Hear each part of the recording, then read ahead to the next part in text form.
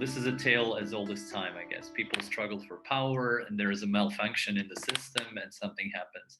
So in our case, let's call it the Bosnian case, but it can be extrapolated to any other political system.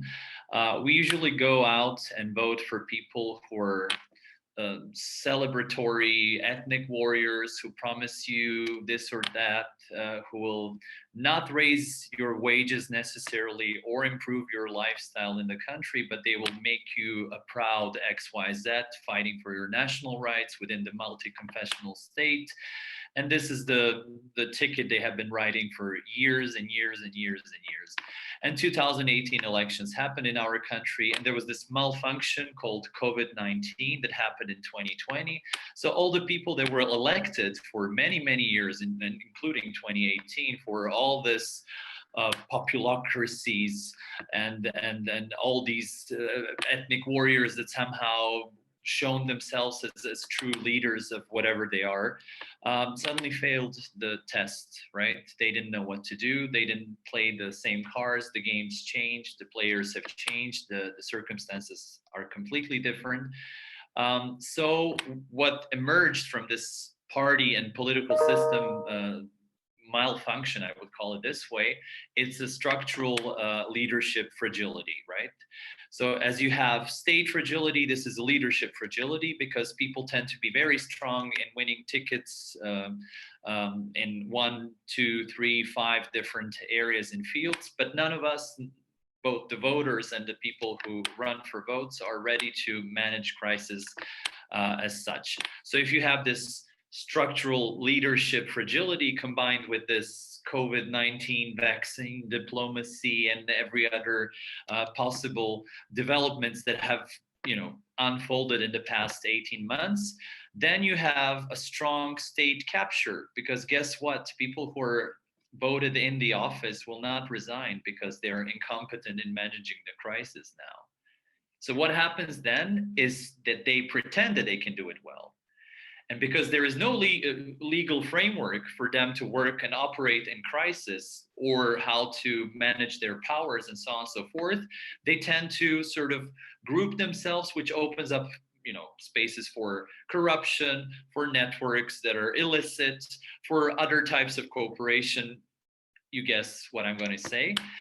And then what happens as a consequence of this? The opposition falls down because they're being silenced. Every time they say something, look, there's a corruption case here because this prime minister paid this much money for a respirator or a bottle of a vaccine, or he didn't manage to do this and this, the opposition gets silenced because everybody says, look, you're not here to criticize, it's the pandemic, so they can do whatever they want.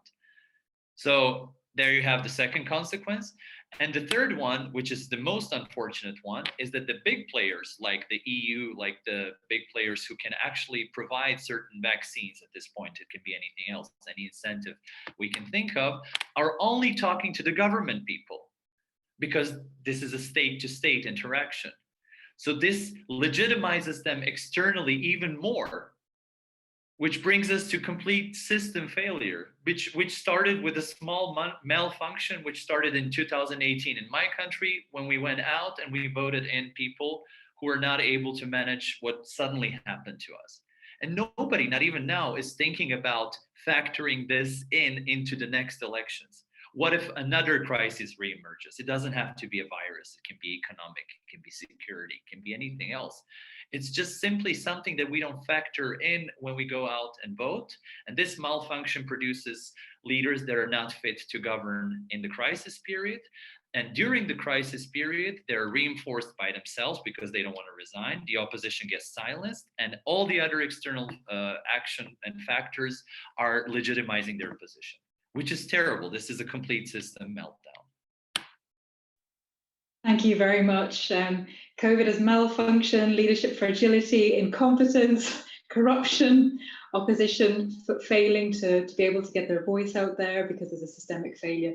And I wonder then, just based on what you were saying, which factors do you think actually motivate political leaders in deciding how they should handle these types of crises? And what other factors should good leaders consider? It's not always about them. I think this is a good question. I think that there's there should be somebody writing about this, or a book or something. There should be a playbook on leaders and how to manage this playful whatever crisis that we're under. However, I think the emphasis beside the leaders should also be on the voters. Leaders and voters should both know what the institutions are capable and how they operate, even in the crisis period, which they don't know.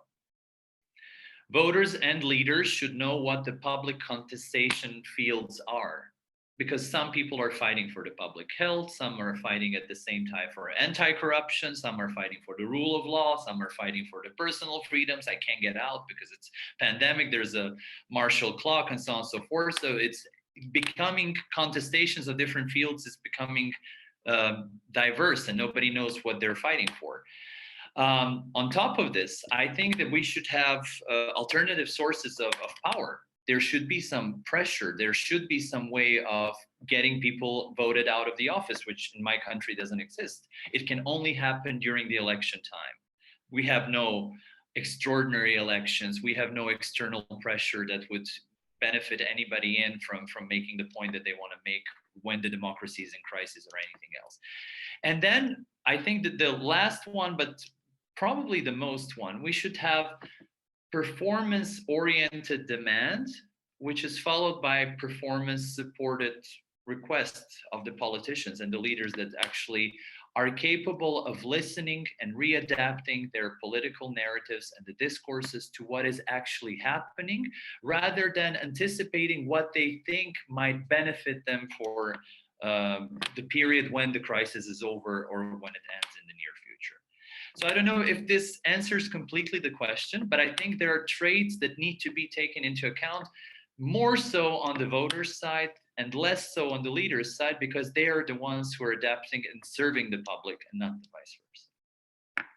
Is adaptability in policy an attractive election offer, or do voters prefer fixed viewpoints that are clear?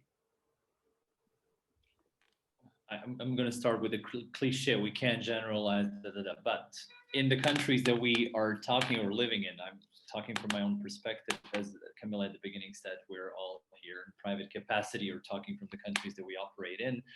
I think that in my country, what I said earlier, democracy plus populism equals populocracy, right? So this is that we love celebrity leaders. We love ethnic warriors. They've been there for 20 years. We trust them because they're there and we grew up with them. It's like watching Friends, and then you love Ross and Rachel and it's 10 seasons later. So it translates into politics the same way.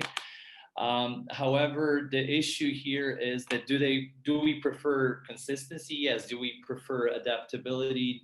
I don't know, because no one has ever shown us that we can switch channels and not follow the same show for so many years.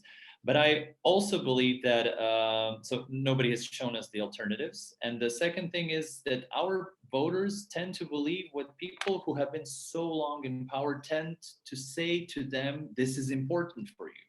I'm the one who's going to keep this country a whole. I'm the one who's going to tear this country apart. I'm this guy who's going to take a chunk of the country and make us independent, and so on and so forth. So whatever the discourse is, people tend to believe that this is the right thing. These are the guys who defend their real interests, and not the guys who actually defend their real interests, which is public health, their own health, health of their children, and so on and so forth.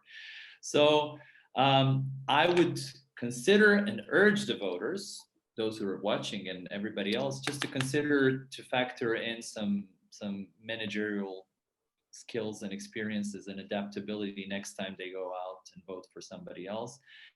We are all sick of Friends and the politics that we've been seeing for so many years. So no offense to Friends, but that's the point. Thank you.